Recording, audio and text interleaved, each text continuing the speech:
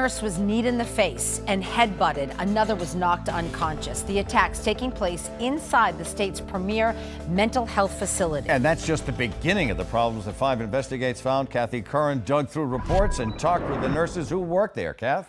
And Ed and Maria, the state poured $302 million into the Worcester Recovery Center and Hospital to give mental health patients a state-of-the-art facility. That hospital and quality care is crucial, but we found cases of assault, sexual abuse, and overdoses. Nurses are on edge. It broke my nose, and I believe it was 5 places. The blood was just everywhere. A nurse inside the state's premier mental health facility violently attacked. Bill King was knocked unconscious by a patient during the night shift at the Worcester Recovery Center and Hospital.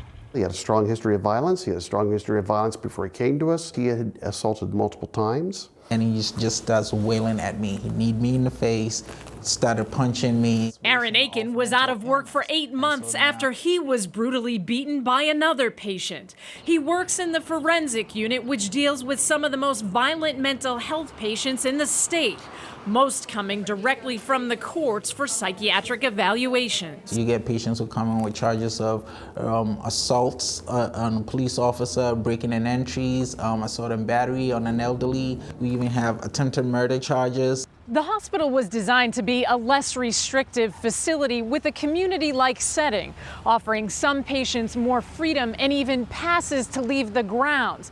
But many say that liberty comes at a serious price. So on top of trying to treat a patient with a difficult diagnosis, weapons start to get in, and/or the drugs. According to data requested by 5 Investigates, there have been 96 assaults with injuries that required medical attention at the Worcester Recovery Center in the past 3 years, almost as many as the 7 other Department of Mental Health treatment centers combined.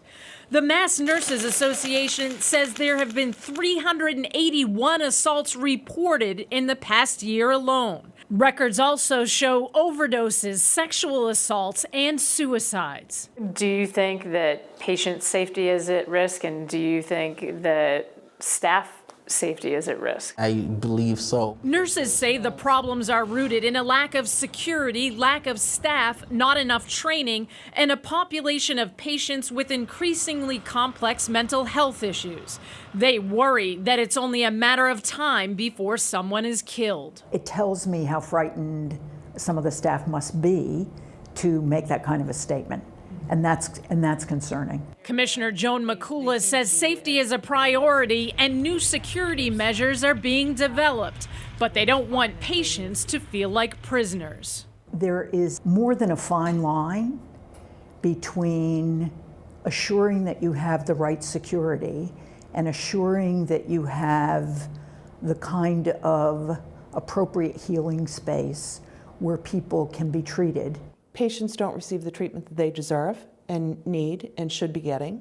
What's at risk is the life and livelihood of the staffers that work there. What's at risk is the visitors who come in. Karen Coughlin worked for the Department of Mental Health for more than 30 years. This is supposed to be a state-of-the-art facility that was going to be held up to be how treatment should be provided, and what it has turned into is an absolutely chaotic environment where no one feels safe. And patients who come into the facility from the courts are thoroughly searched. The state is working on new safety protocols that would include more comprehensive searches of visitors and patients and training on search practices. The facility was put on lockdown for a drug sweep after an overdose in March.